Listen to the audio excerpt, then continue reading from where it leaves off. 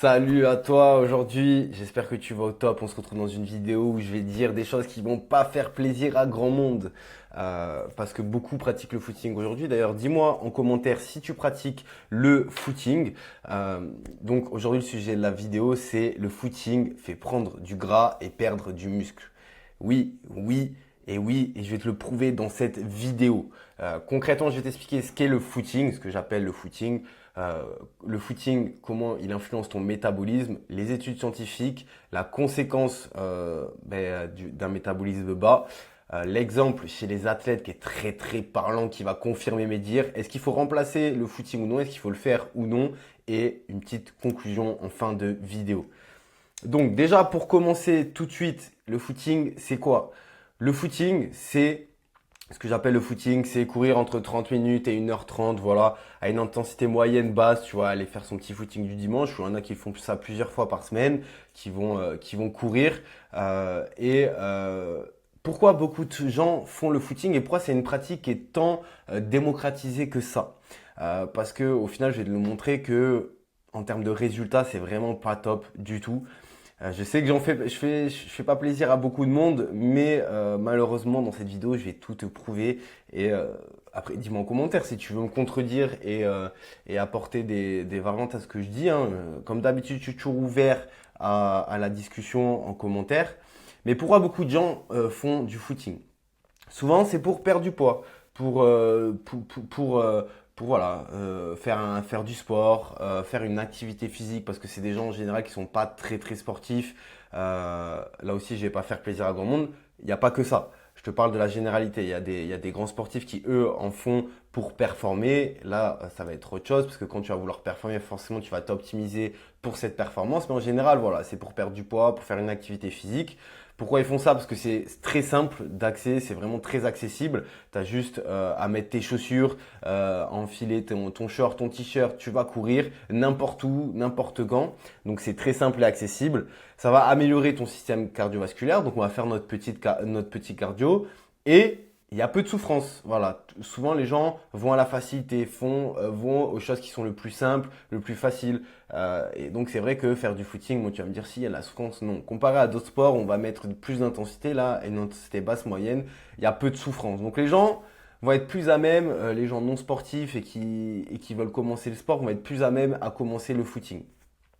Donc tu vas me dire oui mais c'est mieux de faire du footing que rien. Et là je vais te prouver que pas forcément. Donc oui c'est mieux toujours d'avoir une activité physique hein, pour ta santé bien sûr. Mais pour tes performances et pour avoir un physique qui te convient, c'est pas du tout la solution la plus idéale. Et on va commencer par te prouver tout ça. Comment le footing influence ton métabolisme? Pourquoi je te dis tout ça? Donc déjà, qu'est-ce qu'est le métabolisme? Le métabolisme, c'est les calories que tu vas brûler au repos plus tes dépenses lors des activités que tu fais durant la journée. Donc c'est tes dépenses caloriques de ton corps. Donc voilà ce qu'est le métabolisme. Il faut bien que tu comprennes ça. Ton métabolisme, c'est ce que tu dépenses à la journée en termes de calories, l'énergie que tu dépenses. Donc, sur le court terme, quel impact va avoir le footing sur ton métabolisme? Effectivement, ça va augmenter tes calories brûlées pendant l'exercice, pendant que tu vas faire ton footing au départ. Mais ensuite, ça c'est le court terme, là c'est sur les premières semaines. Ensuite, qu'est-ce qui va se passer sur le long terme? Sur le long terme, ça va diminuer ton métabolisme de repos, donc tu vas dépenser moins de calories. Et si tu pratiques le footing en activité physique, seulement le footing, et tu fais pas d'autres activités, tu fais que ça, ton métabolisme va baisser. Et tout simplement, tu vas dépenser moins de calories. Donc le footing est un sport qui est de basse intensité. Donc l'adaptation de ton corps, ça sera de baisser sa consommation d'énergie pour être plus endurant, pour être plus performant dans cette activité physique. Toujours le corps, dans n'importe quelle activité que tu vas faire, il va s'adapter par rapport à ce que tu lui proposes. Donc là, son adaptation, ça va être de baisser sa consommation d'énergie. Donc il va se mettre petit à petit en mode économie. Et donc forcément, on appelle ça l'adaptation métabolique. Voilà, je m'appuie toujours sur des études scientifiques, tu vas voir après, c'est pas des dires que je te dis n'importe comment, et sur une expérience, ça fait 6 ans aujourd'hui que je coach, et tout ce que je te dis, je peux te le garantir. Il y a des gens qui vont me contredire parce que ça leur plaît pas, mais dans le concret, c'est exactement ce qui se passe. Donc l'adaptation métabolisme, c'est ce qui va se passer quand tu vas pratiquer le footing et seulement le footing sans d'autres activités physiques. Or, pour perdre du poids ou prendre de la masse musculaire, pour faire une transformation physique et pour optimiser sa composition corporelle, mais nous, ce qu'on veut, c'est augmenter son métabolisme, dépenser plus de calories pour avoir plus de muscles et moins de gras. Donc, au niveau des études scientifiques, donc là, je vais t'épargner, je vais quand même te le dire en anglais, mais je te préviens, mon accent est pas ouf. Donc, j'ai repris une étude de 2012, donc Energy Expenditure and Body Composition Changes after an 8-week exercise intervention in overweight and obese woman. Donc, pendant 8 semaines, ils ont testé sur des femmes obèses et en surpoids, donc cet exercice-là, du footing de basse intensité. De toute façon, je te mets la référence en description pour que tu ailles voir directement dans les détails l'étude scientifique. Le résultat, c'est que leur dépense énergétique totale baisse malgré l'augmentation de l'activité physique. Le métabolisme de repos diminue. Et c'est ce que je te parlais tout à l'heure. C'est l'adaptation métabolique. Ton corps, il s'adapte. Et donc, ça met en échec leur perte de poids et à cause de l'adaptation métabolique parce que ils vont manger la même chose, mais leur métabolisme et leur dépense calorique à la journée va baisser. Donc, forcément, pour perdre du poids et perdre de la graisse, il va falloir que tu sois en sous-calories. Mais si tu dépenses ton métabolisme calorique, ben, tu vas pouvoir manger toujours moins. Ton corps va s'adapter, tout simplement. Et donc, c'est pas l'exercice qui va augmenter ton métabolisme pour manger un petit peu moins, voire manger la même chose, mais être en sous-calories. Donc voilà l'étude qui a été citée, je te rappelle, il y a la référence de l'étude en description.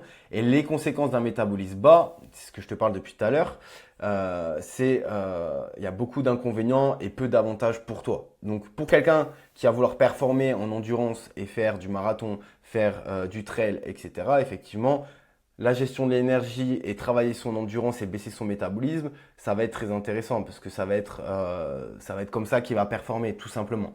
Mais je reviens encore une fois, est-ce que dans la rue, tu vois pas beaucoup de gens comme ça qui sont un peu skinny fat, qui courent et que ça fait des années qui font que du footing et pourtant bah, ils prennent pas de masse musculaire, ils perdent pas de gras, ils ont pas de muscles, ils sont un peu gras et pourtant ils continuent à courir. Donc dis-moi en commentaire si tu vois pas ça. Moi, j'en vois beaucoup. J'en vois beaucoup. Et ce que ça va provoquer, c'est un stockage du gras plus rapide. Comme je t'ai expliqué tout à l'heure, tu dépenses moins de calories, donc tu dépasses facilement ton total calorique. Dès que tu vas faire un écart, tu vas très vite être au-dessus de ton total calorique. Au lieu de booster ton métabolisme et d'avoir un métabolisme à 2600, 2800 calories, ben là, tu vas le baisser, il va être à 1008, 1006, 2000. Donc forcément, bah, tu vas très vite être en surplus calorique. Donc pour perdre du poids, tu devras manger de moins en moins. Ton métabolisme va continuer à baisser et ça fonctionne pas. Ça fonctionne pas. Ça va baisser aussi ta masse musculaire pour économiser de l'énergie. Parce que oui, pour moins consommer, ton corps, qu'est-ce qu'il fait? Il réduit la masse musculaire. Parce que plus tu as de muscles, plus tu consommes d'énergie. C'est comme comparer une voiture de course à une petite voiture de ville. Tout simplement, la voiture de course va avoir plus de puissance, ça va consommer beaucoup plus de carburant qu'une voiture de ville qui aura beaucoup moins de chevaux et qui va donc consommer beaucoup moins de carburant. Donc, est-ce que toi, je te pose la question, tu veux te transformer en voiture de course ou en voiture de ville? Concrètement. En général, la réponse c'est en voiture de course. Et là, je ne te parle pas de bodybuilding, d'être énorme et sec, je te parle juste d'être un athlète performant, puissant, un athlète complet. Donc, tu auras besoin de moins d'énergie, tu seras plus endurant avec un même total calorique. Tout simplement. Ça va être l'avantage que tu vas avoir. Effectivement, tu vas avoir une consommation d'énergie qui sera différente. Au niveau de ton cardio aussi. Mais on va voir que tu peux travailler tout à fait le cardio en ayant un métabolisme haut, en pratiquant d'autres pratiques. Donc ça va être le seul point. Donc ce seul point, là où on le retrouve, cet avantage, ça va être si tu veux performer dans l'endurance, si tu veux faire des marathons, si tu veux faire des trails, si tu veux faire des Ironman, tout ça, effectivement, c'est vers ça que tu vas devoir aller. Tu vas devoir réduire ta masse musculaire pour moins consommer et réduire ton métabolisme pour que voilà, tu sois plus endurant. Tout simplement. Je vais te donner l'exemple des athlètes maintenant, parce que ça, c'est un exemple très parlant. Encore une fois, moi, c'est pas, là, c'est pas subjectif, c'est pas ce que je pense, c'est des cas concrets. Et les cas concrets chez les athlètes, tu ne pourras pas me contredire là-dessus. Un coureur de longue distance, voici le physique qu'il a. Donc, bon, lui, ils sont plutôt secs, ils gèrent leur nutrition, donc ils restent quand même secs, ils font beaucoup de sport et eux, ils ont un volume d'entraînement qui est énorme, donc ils restent secs. Par contre, en termes de masse musculaire, ils ont aucune masse musculaire. Ils veulent être dans l'économie d'énergie. Tout ce qui est muscle, ça consomme de l'oxygène, ça consomme de l'énergie. Donc, on veut enlever tout ça pour être endurant et pour pouvoir courir pendant longtemps, ou nager pendant longtemps, ou faire du vélo pendant longtemps. Or là, les sprinters, voici le physique d'un sprinter. Sec, musclé. Ok? Est-ce que tu peux me contredire là-dessus? Non, je pense pas. Là, vraiment, je t'offre un cas concret. Les sprinters, ils sont secs et musclés. Les coureurs de longue distance, ils restent secs parce qu'ils font énormément de sport, ils ont une nutrition contrôlée. Mais les gens qui vont faire leur footing, souvent, ils n'ont pas une nutrition contrôlée. Donc, ils sont gras et pas musclés. Voilà. Donc, là, je t'ai donné un cas concret des différences entre les athlètes qui vont plutôt être sur un effort court et intense plutôt que long et peu intense. Maintenant, la grande question, c'est est-ce qu'il faut le remplacer? Est-ce qu'il faut arrêter de faire du footing? Non, pas forcément. Mais le faire avec des activités de force qui vont augmenter ton métabolisme. C'est toujours pareil. C'est travailler tous les secteurs et pas seulement un secteur. C'est comme si je te dis aussi, est-ce qu'il faut faire que de la musculation? Non. Si tu veux être un athlète et quelqu'un en bonne santé, faut pas forcément faire que de la musculation. Mais là, moi, ce que je vais te conseiller en cardio, si tu veux faire du cardio, oui, tu vas avoir plus de souffrance. J'ai fait une vidéo là-dessus, je te renvoie vers ma vidéo du coup du HIIT. Le cardio HIIT t'apporte tous les bienfaits cardiovasculaires que tu vas retrouver dans le footing comme ça à basse intensité. Et même bien plus, hein, bien plus, je vais te le montrer après avec un graphisme.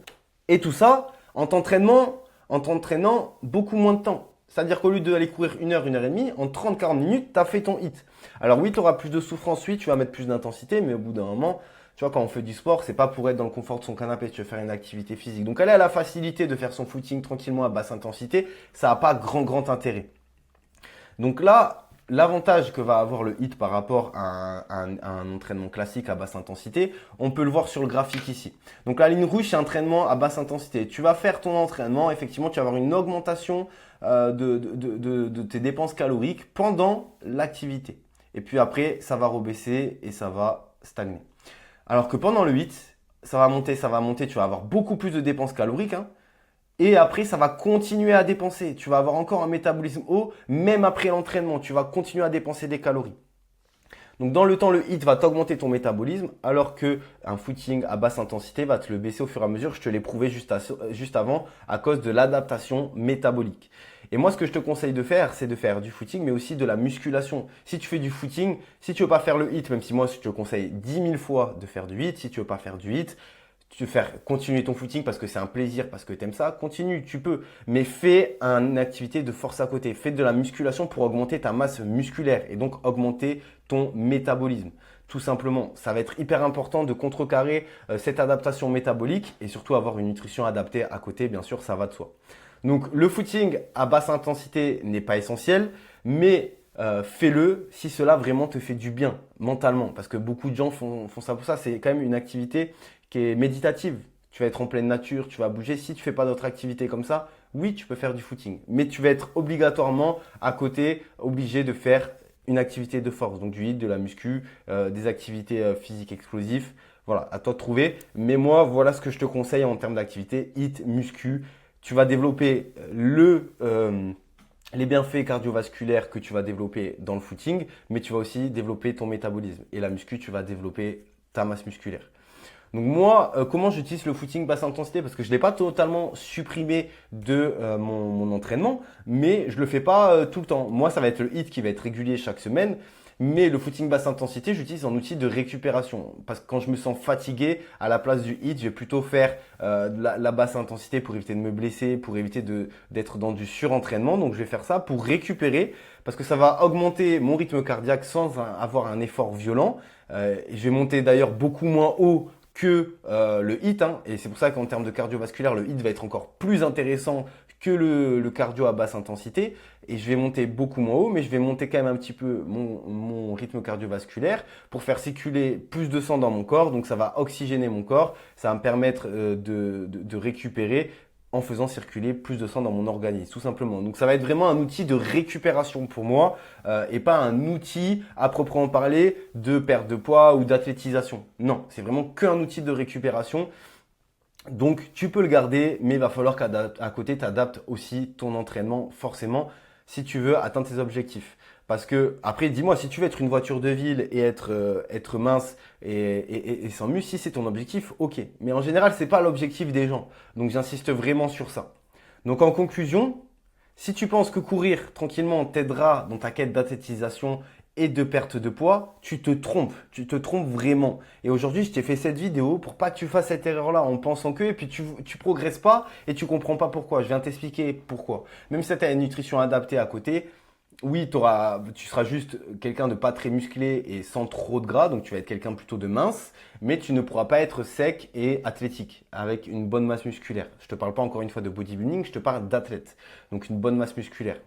Donc voilà, si en plus de ça, tu veux te faire accompagner sur d'un point de vue nutrition et d'un point de vue entraînement, pour mettre en place une routine qui va être efficiente pour toi, qui va rentrer dans ta vie et mettre une routine que tu vas automatiser avec des habitudes et progresser et atteindre tes objectifs physiques, je te renvoie vers mon suivi. Donc le suivi T-Body, tu as un lien en bas pour prendre rendez-vous avec moi pour qu'on puisse en discuter, prendre un rendez-vous qui t'engage strictement à rien, qui est totalement gratuit, qu'on puisse discuter pendant 30-45 minutes comme deux potes, tu vois, autour d'un café, qu'on puisse voir un peu où t'en es et ce qu'on peut faire pour améliorer, que je te donne des petits conseils, améliorer ta routine d'entraînement et pourquoi pas te suivre par la suite et te coacher pour que tu optimises encore plus et que tu ailles encore plus loin. Parce que la nutrition, l'entraînement, c'est quand même une science qu'il faut maîtriser.